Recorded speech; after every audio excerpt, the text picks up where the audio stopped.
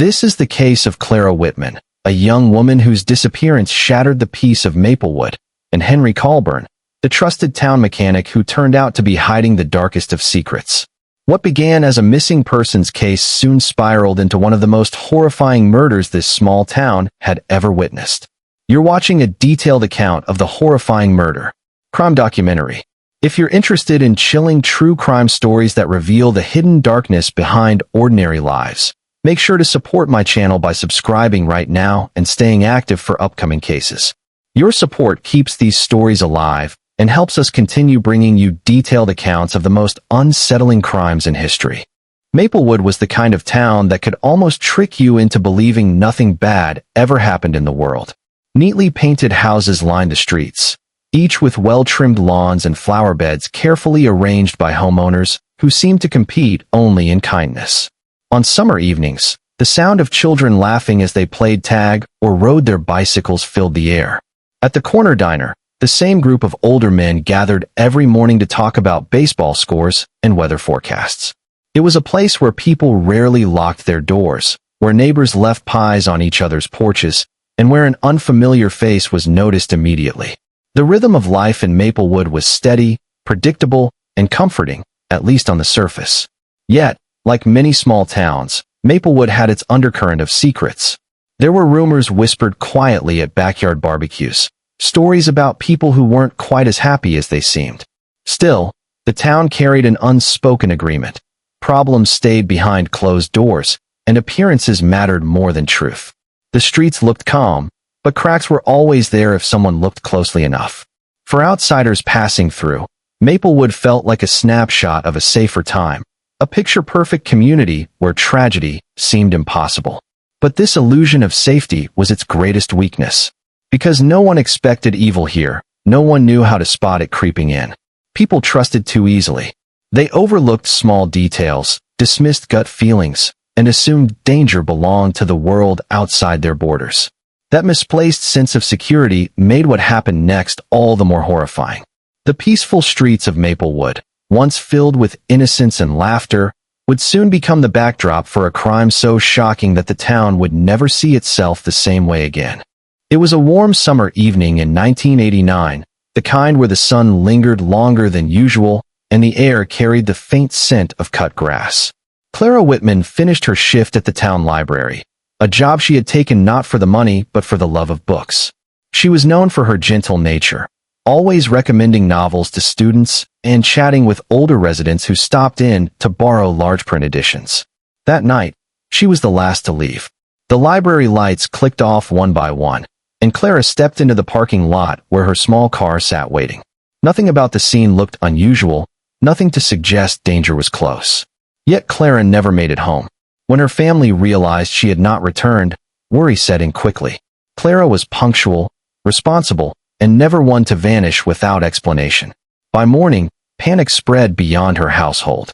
Her car was still in the library lot, her purse untouched inside. To those who knew her, it was unthinkable that she would abandon everything. The police were notified, and soon search parties formed. Volunteers fanned out across the quiet streets, wooded trails, and riverside paths. Flashlights cut through the darkness as neighbors called her name, but the night yielded no answers. Days passed, and fear deepened with each sunrise. The absence of any clue gnawed at the community. Posters with Clara's face appeared on telephone poles, and the local diner buzzed with whispered theories. Some believed she had been taken by a stranger passing through town, while others feared the possibility of someone local being involved. As hope thinned, the once vibrant town grew restless, its easy sense of safety unraveling. Clara Whitman had disappeared, and Maplewood was left staring into a void it did not understand. 3 long weeks dragged by before Maplewood received the answer it had been dreading. On a gray morning, a farmer named Thomas Reeves was out in the fields preparing his land for the next season. His tractor rolled over an area of soil that looked slightly uneven, softer than the ground around it. At first, he thought nothing of it, but as the plow cut deeper, something unnatural surfaced. What he uncovered stopped him cold. Half buried beneath the dirt was the outline of human remains. His call to the sheriff sent shockwaves through the town before the day had even ended. The shallow grave was quickly cordoned off. Investigators moved carefully, peeling back the soil until the truth revealed itself in the most horrifying way. The remains belonged to Clara Whitman. Though decomposition had set in, certain details were unmistakable. The remnants of the clothing she had worn the night she vanished, the small silver bracelet still clinging to her wrist. The air around the site grew heavy, as though the earth itself was mourning what had been hidden beneath it. The coroner's examination confirmed what many feared. Clara had died violently. Her skull bore evidence of blunt force trauma, and her injuries suggested she had suffered in her final moments. The discovery turned Maplewood upside down. The whispers that once carried faint hope were replaced with grief, anger, and suspicion. People who had prayed for Clara's safe return now confronted the reality that she had been silenced forever. The shallow grave told a story of carelessness and cruelty. Whoever had placed her there wanted her gone, but not enough effort had been made to erase the crime completely. That mistake would be the first thread in unraveling the horrifying truth of what really happened to Clara Whitman. Detectives knew from the beginning that this case would test every skill they had. Clara's murder had shaken Maplewood, and the town demanded justice. The investigation began with retracing her last known movements. Witnesses were interviewed repeatedly, and each detail, no matter how small, was cataloged. Several people remembered seeing a dark-colored pickup truck circling the library parking lot on the night she vanished. At first, it seemed like nothing more than a vague observation, but when tire impressions were later discovered near the burial site, the pieces began to align. The tread pattern matched the kind of truck described by those witnesses, creating the first real connection between Clara's disappearance and the place she had been found. Still, the case was far from solved. Without a license plate number or a clear description of the driver, the lead felt fragile. Detectives checked every owner of dark trucks in the area, interviewing dozens of people, but none of the answers gave them certainty. The lack of solid evidence frustrated both investigators and residents alike. Tension gripped the town. Neighbors eyed each other with suspicion, wondering if the person responsible could be someone they greeted every day.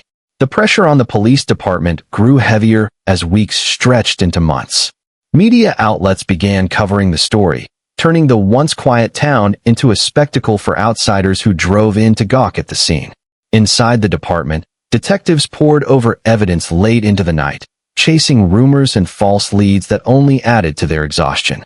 But despite setbacks, one thing became clear. Clara's killer had planned carefully. The shallow grave, the lack of eyewitnesses, and the deliberate targeting of someone who walked alone all pointed to a person who knew how to stay hidden. The mystery was far from over.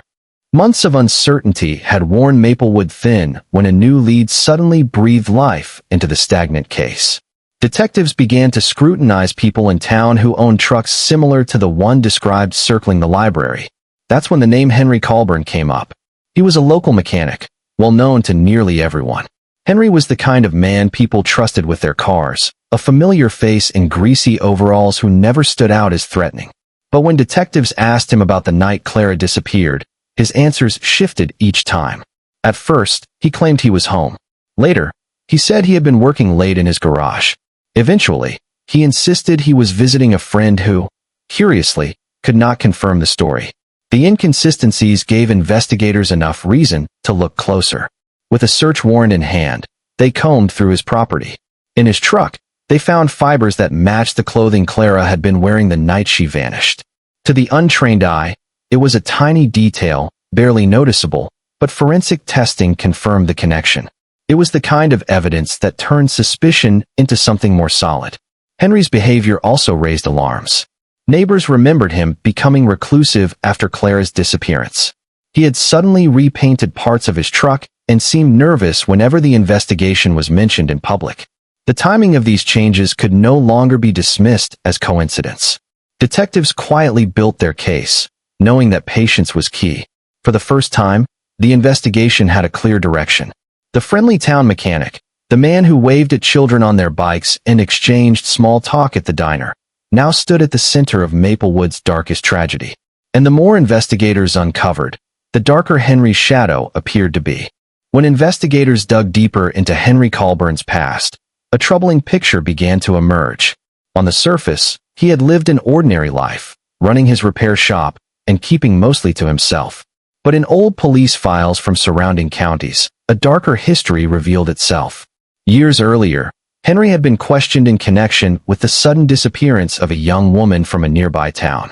Though no charges had been filed, reports described him as suspicious and noted strange inconsistencies in his statements.